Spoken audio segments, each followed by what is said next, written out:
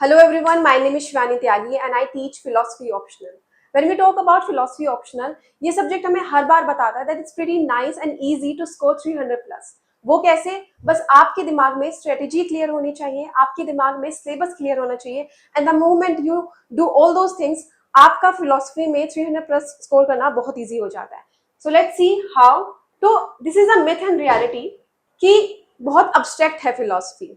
वो philosophy abstract है क्यों? क्योंकि आपने western Indian philosophers, philosophy of religion को या फिर पॉलिटिकल और सोशल फिलोसफी को आपने कहीं ना कहीं उनको मिक्सअप कर दिया है और you are not going through all the philosophers one by one.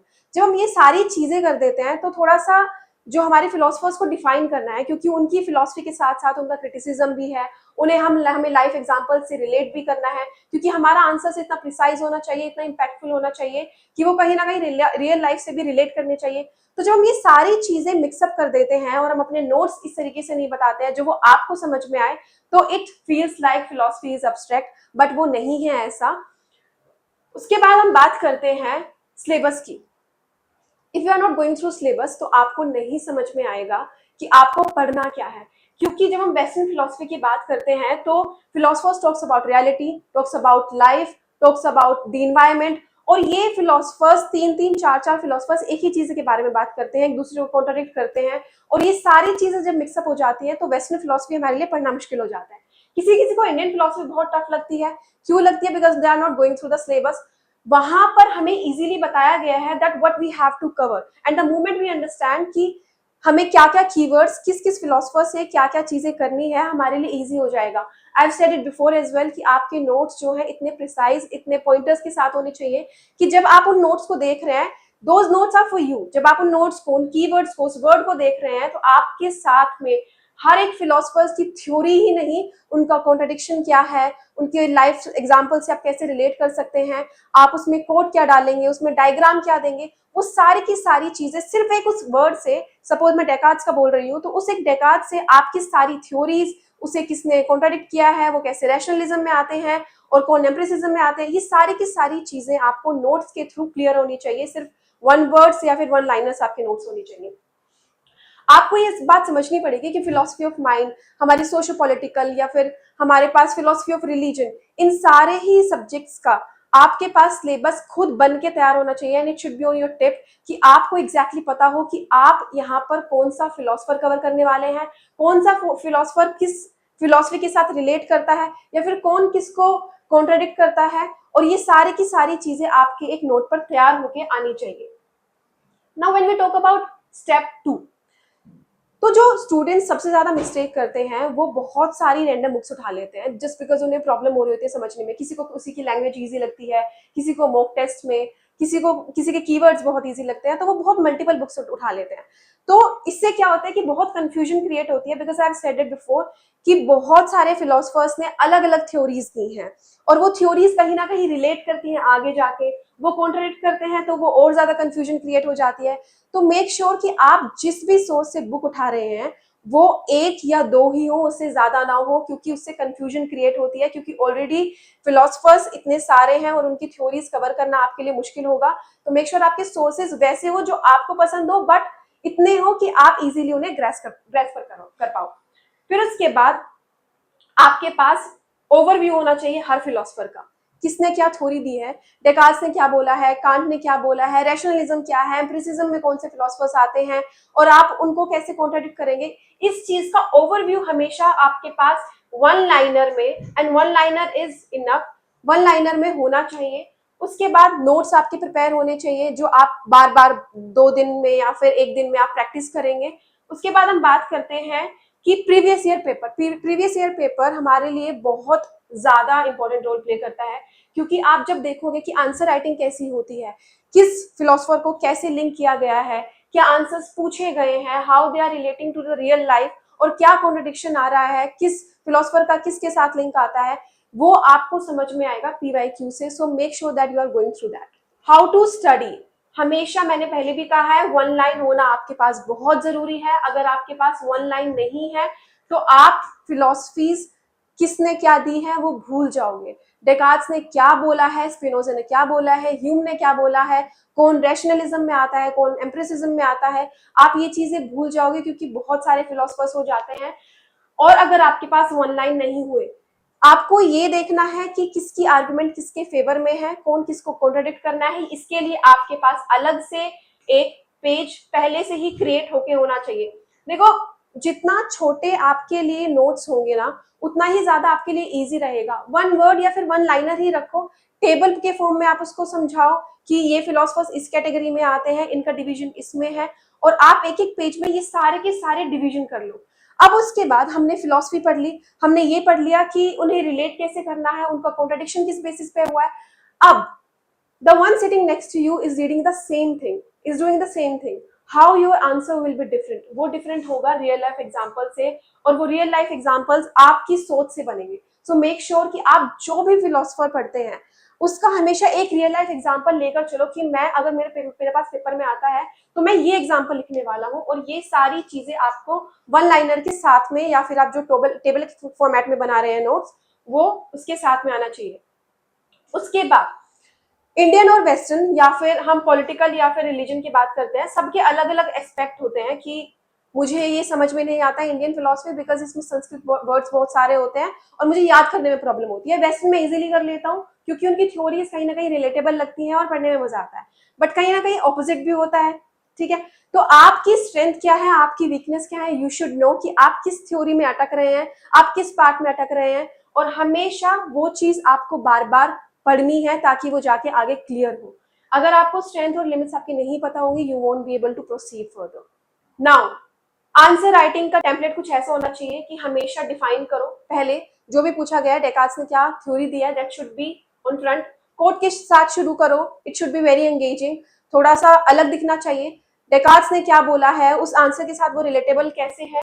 फिर उसके बाद आपका स्टेंस कैसा है, वो फिलोसफर ने तो दे दिया, उसने जो बोलना था वो बोल चुका है। What's your stance into that, वो आपको एग्जामिनर ये समझाएगा, एग्जामिनर ये समझ पाएगा आपके उस आंसर से कि आपने सिर्फ फिलोसफर को पढ़ा नहीं है, आपने समझा भी है, and you are able to put it into the real life also. फिर उसके बाद एग्जाम्पल्स, मैंने पहले भी बताया कि हर एक फिलोसफर का, हर एक कॉन्ट्रडिक्शन का आपके पास एक एग्जाम्पल होना चाहिए। उसके बाद आपके पास कॉन्ट्रैक्ट और रिबटल भी होना चाहिए, स्ट्रेंथ और वीकनेसेस आपको पता होनी चाहिए।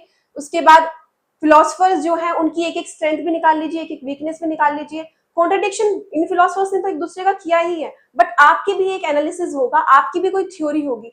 कोई फिलोसफर 2400 साल पहले कोई एक बात बोलकर गया है, now you are living in 2025, I am sure that कि आपकी जो पर्सपेक्टिव है, जो आपका एनालिसिस है, जो आपका नजरिया है लाइफ को देखने का, that's very very much different now, right. तो आप उस थ्योरी के लिए क्या बिलीव करते हैं वो हमेशा साइड में लिख कर लेकर चलो, and it should be presented in the paper. क्योंकि अगर उस एग्जामिनर को वो अगर फिलोसफी ही देखनी होती कि डेकार्ड्स ने या फिर किसी भी फिलोसफर ने क्या बोला है, तो वो पढ़ लेता जाकर, वो आपका पेपर चेक कर रहा है तो उसे समझ में आना चाहिए कि आपने सिर्फ उसकी फिलोसफी को पढ़ा नहीं है, जिया भी है, और आपका कहीं ना कहीं उस चीज पर पॉइंट ऑफ व्यू भी है।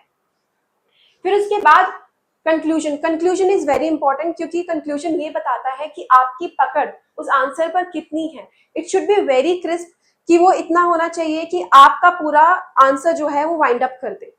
ठीक है, फिर उसके बाद मैनेजमेंट, आपका आंसर, आपके पास टाइम बहुत कम है, आंसर्स बहुत सारे लिखने हैं, स्पीड मेंटेन करके चलनी है। तो 20 मार्क्स में 25 से 30 मिनट्स, इससे ज्यादा नहीं दे रहे हैं। 10 मार्कर में 10 से 12 मिनट, इससे ज्यादा नहीं देने हैं। हमेशा मॉक्स प्रैक्टिस करो, टाइमर साथ में लेकर रखा करो, और जितनी प्रैक्टिस लिखने की होगी उतना ज्यादा अच्छा होगा। क्योंकि अगर आप एक आंसर लिख रहे हो, ठीक है, you have to maintain speed, you have to be creative into the answer. और वो चीज कब होगी, वो तब होगी जब आप प्रैक्टिस करते रहोगे और आप यूज टू हो जाओगे उस स्पीड से। तो make sure if you are slow writer, आप हमेशा एक टाइमर लेकर चलो और रोज रोज लिखा करो। डजंट मैटर दैट कि आपको कोई फिलोसफी या फिर कुछ भी लिखना है, हमेशा आदत बनाओ कि रिटन नोट्स लेकर चलो। ये डिजिटल नोट्स वगैरह में थोड़ी प्रॉब्लम हो जाती है, रिटन की आदत छूट जाती है। तो मेक श्योर कि आप रोज के रोज लिख रहे हो विद टाइमर। हमेशा आपका जो प्रेजेंटेशन है वो इतना यूनिक होना चाहिए कि the one who is checking your answer knows कि आपने सिर्फ पढ़ा नहीं है उस चीज को। आपके साथ में भी कोई बच्चा होगा who took UPSC philosophy optional, right. तो आप उस चीज को अलग कैसे बनाओगे, डिफरेंट कैसे बनाओगे उस चीज को। हेडिंग्स, बुलेट्स, अंडरलाइंस, ये इंपॉर्टेंट है। आपका आंसर इतना प्रेजेंटेबल होना चाहिए कि साफ सफाई होनी चाहिए उस आंसर में, हमेशा ये दिखना चाहिए कि आप प्रेजेंटेबल हो। उसके बाद कोट्स, हमेशा जब भी आप जिस फिलोसफर को पढ़ते हो, जो भी कॉन्ट्राडिक्शन आप देते हो, जो भी आप उस चीज को क्रिटिसिज्म दे रहे हो, उसमें हमेशा एक कोट लिख कर लेकर चलो, और वो कोट थोड़ा यूनिक होना चाहिए। वो किसी फिलोसफर का ही नहीं हो बस, वो कोट कहीं का भी होना चाहिए, बट वो थोड़ा यूनिक होना चाहिए और वो प्रेजेंटेबल दिखना चाहिए।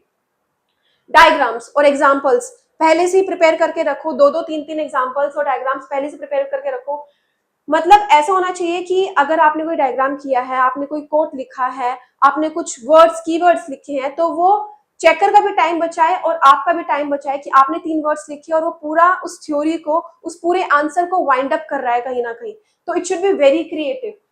हैंडराइटिंग और क्लियर स्पेसिंग का बहुत इंपॉर्टेंट, एज प्रेजेंटेशन बहुत इंपॉर्टेंट रोल प्ले करती है, तो मेक श्योर वो प्रैक्टिस के थ्रू ही आएगी। रोज टाइमर लेकर बैठो, रोज अपने आंसर्स और हैंडराइटिंग को मेंटेन करके रखो, और इस तरीके से लिखो कि जो चेकर आपका आंसर चेक कर रहा है ना, वो उसे समझ में आए that you have lived this paper. उसके बाद थ्योरेटिकल रेफल, जब हम 7-8 पेजेस लिखते हैं तो 1-2 पेज में तो हम लोग सिर्फ दौड़ ही रहे होते हैं, अभी हम मेन आंसर पे तो पहुंचे नहीं होते हैं। वो मेन आंसर कब आता है? तीसरे या चौथे पेज में कहीं जाके वो मेन आंसर आता है, राइट? तो वो पहला दूसरा पेज जो है, आपके पास सिर्फ उतना ही टाइम होगा, आपके पास सिर्फ उतना ही मूवमेंट होगी कि आप लिख पाओ। तो मेक श्योर कि आपको थ्योरेटिकल नहीं लिखना है कि कुछ भी लिख दिया। Your answer should be precise, your answer should be like the examiner wants and the question asked you to write. तो वो चीज आएगी कहाँ से? वो प्रैक्टिस से आएगी। ऑल्सो कंक्लूजन मैंडेटरी है, मैंने पहले भी बोला है कि कंक्लूजन मैंडेटरी इसलिए क्योंकि वो आपको बताएगा कि पूरा आंसर जो आपने वाइंड अप किया है, it should be very crisp, it should be very creative, और वो ऐसा क्रिस्प होना चाहिए कि उसमें समझ में आए कि आपने जो पूरा आंसर लिखा है इट मेक्स सेंस। और फिलोसफिकल रेफरेंसेस नहीं छोड़ने हैं, मैं पहले भी बता चुकी हूँ कि जो रेफरेंसेस होते हैं, जो कोट्स होते हैं, जो एग्जांपल्स होते हैं, रियल लाइफ सिचुएशंस होती हैं, वो आपका आंसर क्रिएटिव बनाता है। और ये आंसर की क्रिएटिविटी आपकी प्रैक्टिस के थ्रू ही आएगी, और जितनी आप प्रैक्टिस करते चले जाओगे, आपकी हैंडराइटिंग, आपकी प्रेजेंटेशन, आपकी स्पीड, आपकी टाइम मैनेजमेंट, ये सारी की सारी चीजें आपकी ठीक होती चली जाएगी। ओके, ये हमारा डेली का स्टडी प्लान है। थ्योरी को आपको 2 घंटे देने ही देने हैं, क्योंकि अगर आपने किसी दिन भी थ्योरी छोड़ दिया, फिर बहुत टाइम तक आप छोड़ दिए फिलोसफर्स को पढ़ना, तो वापस से वो सारी चीजें उठाना मुश्किल हो जाता है। तो मेक श्योर कि आप 2 घंटे थ्योरी को दो। 1 घंटा आंसर राइटिंग तो मस्ट है, क्योंकि अगर आपकी स्पीड मेंटेन नहीं होगी तो वहां पर जो क्रिएटिविटी आपको दिखानी है वो स्पीड मेंटेन करने में चली जाएगी, and you won't be able to perform better. उसके बाद रिविजन इज मस्ट। मैंने जैसे आपको बताया कि आपके नोट्स आपके लिए हैं, किसी के लिए नहीं है। उसमें कलरफुल एनालिसिस करने की या फिर हैंडराइटिंग मेंटेन करने की ऑलरेडी हो जाएगी जब आप प्रैक्टिस करेंगे, बट स्टिल वो नोट्स आपके लिए हैं, वन लाइनर आपके लिए हैं, कीवर्ड्स आपके लिए हैं। तो मेक श्योर वो रिवीजन में यहाँ पे दिखाई दे। पीवाईक्यू से पता चलेगा कि किस तरीके के क्वेश्चंस आते हैं, आपको किस तरीके से फिलोसफर्स को प्रिपेयर करना है, आपके एग्जाम्पल्स कैसे आने चाहिए, कोट्स कैसे आने चाहिए, वो सारे हमें पीवाईक्यू के थ्रू पता चलेंगे। और उसके बाद 1 घंटे का आपका या तो वीडियो लेक्चर या फिर आप जिस भी सोर्सेज से पढ़ रहे हैं, मेक श्योर आप वो कर रहे हो। तो इसके थ्रू आप डेली स्टडी प्लान करके चलो। Okay, there is this quote जो बार बार मेंशन होता है, and it's been said by many people कि हमेशा शॉर्ट कोट्स आपने प्रिपेयर करके चलो, and that should be your reflection कि आपने अगर कोई कोट चुना है तो वो क्यों चुना है, आपको क्यों लगता है कि वो कहीं ना कहीं आपके उस आंसर पर रिफ्लेक्ट करेगा। तो जो आप शॉर्ट कोट्स देखते हैं वो आपके आंसर को ही नहीं रिफ्लेक्ट करता, आपके कैरेक्टर को भी रिफ्लेक्ट करता है। The way you are presenting that answer, वो कहीं ना कहीं ये बताएगा कि वो कोट्स कैसे रिलेटेबल है। आपके एग्जाम्पल्स एटलीस्ट 10 एक उसमें आपके पास फिट होने चाहिए, पहले से ही प्रिपेयर्ड होने चाहिए। जिस जिस फिलोसफर का, जिस जिस थ्योरी का आप पढ़ रहे हैं, साइड में आप आंसर्स प्रिपेयर करते रहिए। पीवाईक्यूज देखिए, आप देखिए कि कैसे पहले आंसर्स लिखे गए हैं उस टॉपिक पर, और उसके बाद आपके आंसर्स जो हैं, जो हम फिलोसफी पढ़ते हैं, दिस इज नथिंग न्यू, कुछ ऐसे बहुत बड़ी साइंस नहीं है। It's very much related to the environment, to you, to your character, to the society, to religion. हम ये चीज बचपन में पढ़ते आ रहे हैं, राइट? तो आप जब आंसर लिख रहे हैं, जब आप क्वेश्चन पढ़ रहे हैं, वो इतना नेचुरल होना चाहिए कि हाँ, मैं ये चीज अटेम्प्ट कर सकता हूँ। बस आपको प्रैक्टिस किस चीज की करनी है कि वो थोड़ा यूनिक दिखे, थोड़ा क्रिएटिव दिखे, उसका फॉर्मेट अच्छा हो, वो प्रेजेंटेबल दिखे, बट आंसर आपके माइंड में ऑलरेडी पहले से प्रिपेयर हो जाना चाहिए। ओके, उसके बाद जब हम बात करें, सारी चीजों को वाइंड अप करें, तो सिलेबस मस्ट है कि आपका सिलेबस इतना प्रिसाइजली आपकी टिप्स पर होना चाहिए। आपको पता होना चाहिए कि आज आप एम्पिरिसिज्म में ये करने वाले हैं, रैशनलिज्म में ये करने वाले हैं, इंडियन थ्योरीज में ये करेंगे, रिलीजन में ये करेंगे, पॉलिटिकल में ये करेंगे। तो आपको ये सारी की सारी चीजें लाइक सिलेबस में आपके पास फिलोसफर्स के नाम रटे होने चाहिए कि आप इस तरीके से सिलेबस से वाकिफ हैं।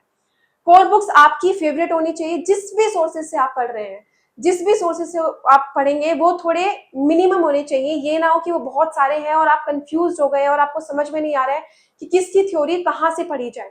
तो मेक श्योर कि जो भी आप बुक्स ले रहे हैं वो पहले से ही डिसाइडेड हो, लास्ट मोमेंट पे चेंज ना हो और वहां से ही प्रैक्टिस हो रही हो।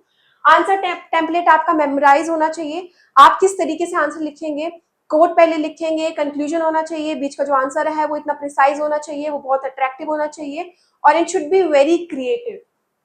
वीकली मॉक टेस्ट जरूरी है, इससे स्पीड ही नहीं आपकी क्रिएटिविटी भी दिखेगी। आप हर रोज हर हफ्ते कुछ नया नया चेंज करते रहेंगे और रिवीजन नोट्स नोट्स आपके लिए होंगे। अब ये सारी की सारी चीजें हम फिलोसफीज तो पढ़ लेंगे, फिलोसफीज हमें पढ़ा भी दी जाएंगी, बट उस चीज को लाइफ से रिलेट करना वो चीजें होंगी जब आप रोज न्यूज़पेपर देखेंगे, जब आप लोगों से बात करेंगे, जब आप लाइफ को समझेंगे, जब आप इन्वायरमेंट को समझेंगे।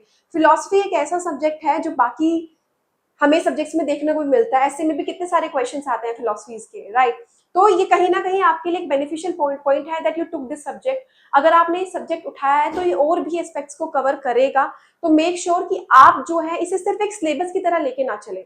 Make sure that you are completing it in a way कि आपको सिर्फ इंटरव्यू में ही नहीं, आपके कैरेक्टर में, जो इंटरव्यू जब आप क्लियर कर लेंगे उसके बाद भी आपके कैरेक्टर में इनबिल्ड होंगी वो सारी चीजें। तो मेक श्योर कि आप फिलोसफी को उस तरीके से पढ़ रहे हैं that it is not only helping you to clear this exam, it is helping you to build your character. So thank you so much. That it is not only helping you to clear this exam, it is helping you to build your character. So thank you so much.